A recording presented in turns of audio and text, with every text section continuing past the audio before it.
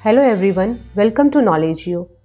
इस वीडियो में हम बजट के बारे में डिस्कस करेंगे और जानेंगे कि बजट क्या होता है और क्यों पेश किया जाता है, यानी इसके ऑब्जेक्टिव्स क्या होते हैं।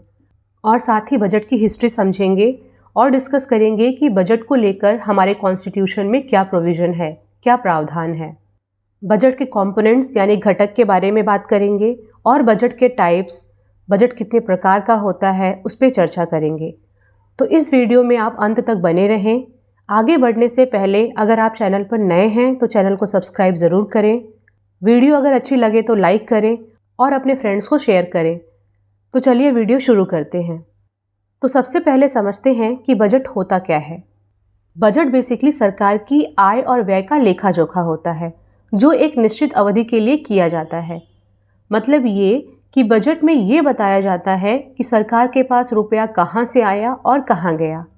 अगर हम बजट को डिफाइन करें तो इसकी डेफिनेशन है, it is a statement of estimated receipts and expenditure of government of India for the coming financial year. मतलब ये कि जो आगामी वित्तीय वर्ष है उसके लिए सरकार की जो अनुमानित आय और व्यय है उसे बजट द्वारा दर्शाया जाता है। अनुमानित आय और व्यय का मतलब ये हुआ कि एक फाइनेंशियल ईयर में सरकार के पास कहाँ कहाँ से पैसा आएगा और कहाँ कहाँ खर्च होगा। एक्चुअल में हम दो तरह के साल यानी ईयर को फॉलो करते हैं। पहला है कैलेंडर ईयर जो 1 जनवरी से 31 दिसंबर तक होता है, और दूसरा है फाइनेंशियल ईयर वित्तीय वर्ष जो 1 अप्रैल से 31 मार्च तक फॉलो होता है। फाइनेंशियल ईयर को फिजिकल ईयर भी कहा जाता है। तो जो बजट प्रेजेंट किया जाता है वो फाइनेंशियल ईयर के लिए किया जाता है, यानी 1 अप्रैल से अगले साल के 31 मार्च तक। अब हम देखते हैं कि हमारे इंडियन कॉन्स्टिट्यूशन में बजट को लेकर क्या प्रोविज़न है, क्या प्रावधान है। एक्चुअली कॉन्स्टिट्यूशन में सीधे तौर पर बजट शब्द को मेंशन नहीं किया गया है। बजट एक्चुअल में बोलचाल की भाषा में यूज़ किया जाता है। कॉन्स्टिट्यूशन में एनुअल फाइनेंशियल स्टेटमेंट यानी वार्षिक वित्तीय विवरण का उल्लेख किया गया है जो कि आर्टिकल 112 में दिया गया है। इस आर्टिकल के अंतर्गत सरकार को अपने हर साल की कमाई और व्यय का लेखा जोखा देना अनिवार्य होता है। देखिए यहाँ आर्टिकल 112 क्या कहता है। The president shall in respect of every financial year cause to be laid before both the houses of parliament a statement of the estimated receipts and expenditure of the government of India for that year in this part referred to as annual financial statement. मतलब ये है कि government को संसद के दोनों सदनों के समक्ष प्रत्येक वित्तीय वर्ष की अनुमानित प्राप्तियों और व्यय का एक विवरण पेश करना होगा जिसे वार्षिक वित्तीय विवरण कहा जाता है। आर्टिकल 112 के मुताबिक बजट पेश करने का अधिकार राष्ट्रपति को है, लेकिन राष्ट्रपति स्वयं बजट पेश नहीं करते बल्कि उनकी तरफ से वित्त मंत्री फाइनेंस मिनिस्टर बजट पेश करते हैं। अब हम आगे बढ़ते हैं और समझते हैं कि बजट क्यों बनाया जाता है और क्यों पेश किया जाता है, यानी बजट के ऑब्जेक्टिव्स क्या होते हैं। देखिए, सरकार बजट के माध्यम से पूरे देश को ये बताती है कि जो जनता की कमाई है जिसे वो गवर्नमेंट को टैक्स के रूप में दे रहे हैं उसका एक एक पैसा योजनाबद्ध तरीके से यानी प्लान्ड वे से इस्तेमाल हो रहा है। और बजट के माध्यम से ही देश की जो आर्थिक स्थिति है उसे इंटरनेशनल लेवल पर दर्शाया जाता है। और हर साल बजट बनाकर सरकार द्वारा 2 काम किए जाते हैं। पहला ये कि जो कमिंग फाइनेंशियल ईयर है उसके अलग अलग सेक्टर्स में, जैसे कि हेल्थ सेक्टर हो गया, एजुकेशन सेक्टर हो गया, डिफेंस सेक्टर है, रेलवेज़ हैं, इंफ्रास्ट्रक्चर है, या टैक्सेशन है, या फिर ट्रांसपोर्ट सेक्टर है, उन सब में जो अलग अलग डेवलपमेंट किया जाएगा उसमें कितना खर्च आएगा उसका एक एक एस्टिमेट लगाया जाता है। और दूसरा ये कि जो खर्चे का एस्टिमेट लगाया गया है उसे कहाँ कहाँ से अरेंज किया जाएगा। अब हम जान लेते हैं कि बजट को तैयार कौन करता है। बजट बनाने में मिनिस्ट्री ऑफ फाइनेंस के साथ नीति आयोग और खर्च से जुड़े अन्य मंत्रालय शामिल होते हैं। मिनिस्ट्री ऑफ फाइनेंस इन्हीं अलग अलग मंत्रालयों के अनुरोध पर खर्च का एक प्रस्ताव तैयार करता है। उसके बाद बजट बनाने का काम मिनिस्ट्री ऑफ फाइनेंस के अंतर्गत एक डिपार्टमेंट आता है जिसे डिपार्टमेंट ऑफ इकोनॉमिक अफेयर्स कहते हैं। उसके अंदर एक बजट सेक्शन है, वो बजट तैयार करता है। हर साल बजट विभाग द्वारा ही बजट तैयार किया जाता है। अब ये प्रश्न उठता है कि ये कैसे डिसाइड होता है कि किस सेक्टर को कितना फंड एलोकेट किया जाएगा। तो देखिए क्या होता है, हर सेक्टर के मिनिस्ट्री की कोशिश ये होती है कि उसे ज़्यादा से ज़्यादा फंड अलोकेट हो, ठीक है।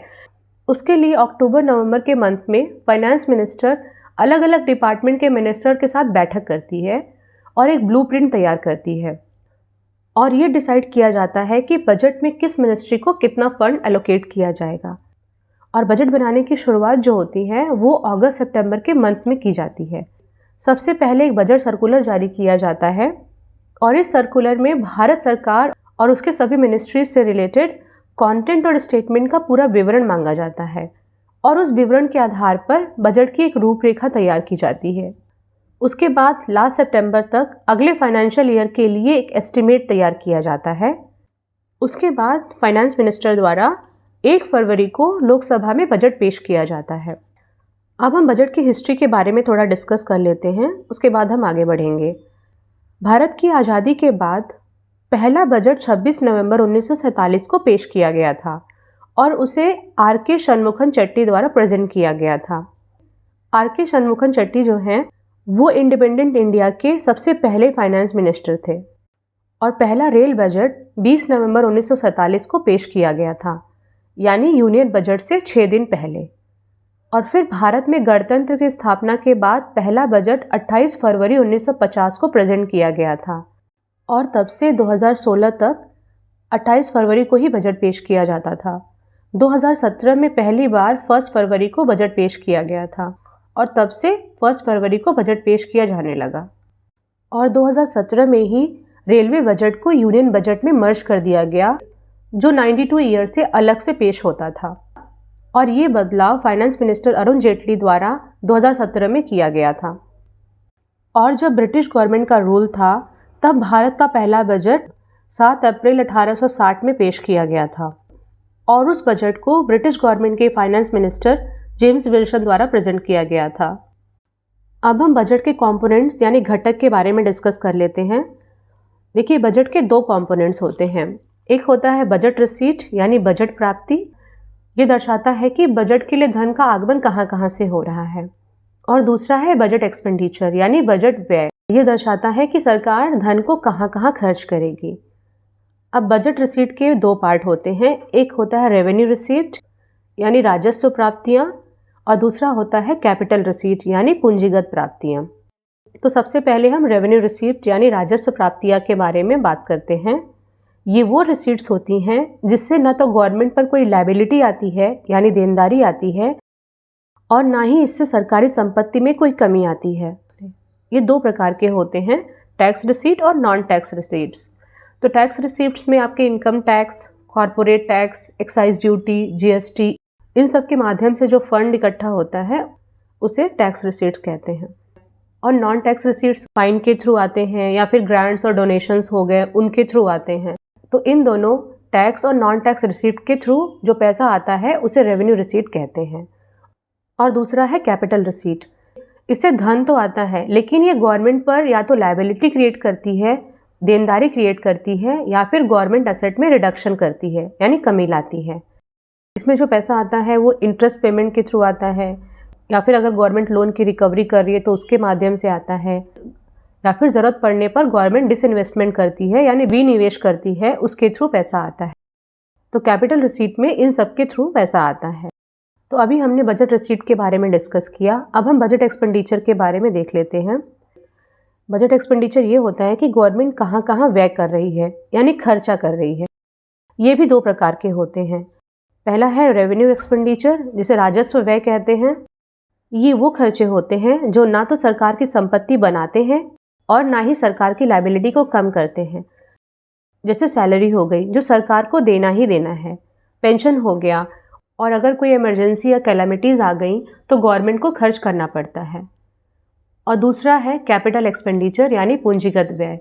ये वो व्यय है जो सरकार के लिए या तो संपत्ति है या लायबिलिटीज़ को कम करता है, जैसे कि लैंड है, मशीनरी डेवलपमेंट में स्पेंड करना है, हेल्थ फैसिलिटीज़ को प्रमोट करना है। तो ये लॉन्ग टर्म में गवर्नमेंट के लिए असेट हो जाती हैं, यानी गवर्नमेंट इन असेट्स को एक्वायर करती है। तो हमने बजट कंपोनेंट्स के बारे में डिस्कस किया। अब हम डिस्कस करते हैं कि बजट कितने टाइप का होता है, कितने प्रकार का होता है। तो बजट दो प्रकार का होता है, बैलेंस बजट जिसे संतुलित बजट भी कहते हैं और दूसरा है अनबैलेंस बजट जिसे असंतुलित बजट कहते हैं। तो बैलेंस बजट में क्या होता है, जैसा कि हम इसके नाम से समझ सकते हैं कि जो गवर्नमेंट का रिसीट और एक्सपेंडिचर होता है यानी उसका आय और व्यय होता है वो इक्विलिब्रियम में रहता है यानी संतुलन की स्थिति में रहता है। ये फाइनेंशियल स्टेबिलिटी को दर्शाता है। और दूसरा है अनबैलेंस्ड बजट यानी असंतुलित बजट। इसमें जो गवर्नमेंट की रिसीट्स हैं और एक्सपेंडिचर हैं वो बैलेंस में नहीं रहती हैं, यानी गवर्नमेंट की आय और व्यय संतुलित नहीं होती है यानी असंतुलित होती है। या तो रिसीट ज़्यादा होगा या फिर एक्सपेंडिचर ज़्यादा होगा, या तो बजट में सरप्लस होगा या तो फिर डेफिसिट होगा। तो ये दो प्रकार के हैं, सरप्लस बजट और डेफिसिट बजट। तो सरप्लस बजट में गवर्नमेंट का एक्सपेंडिचर कम होता है और उसकी रिसीट्स ज़्यादा होती हैं, यानी गवर्नमेंट की आय ज़्यादा होती है और एक्सपेंडिचर कम होता है। ये इकोनॉमी में इन्फ्लेशन को कम करता है। और दूसरा है डेफिसिट बजट। इसमें गवर्नमेंट की जो रिसीट्स होती हैं वो कम होती है, यानी गवर्नमेंट की आय कम होती है और उनका एक्सपेंडिचर यानी व्यय ज़्यादा होता है और इससे मंदी की स्थिति बनती है।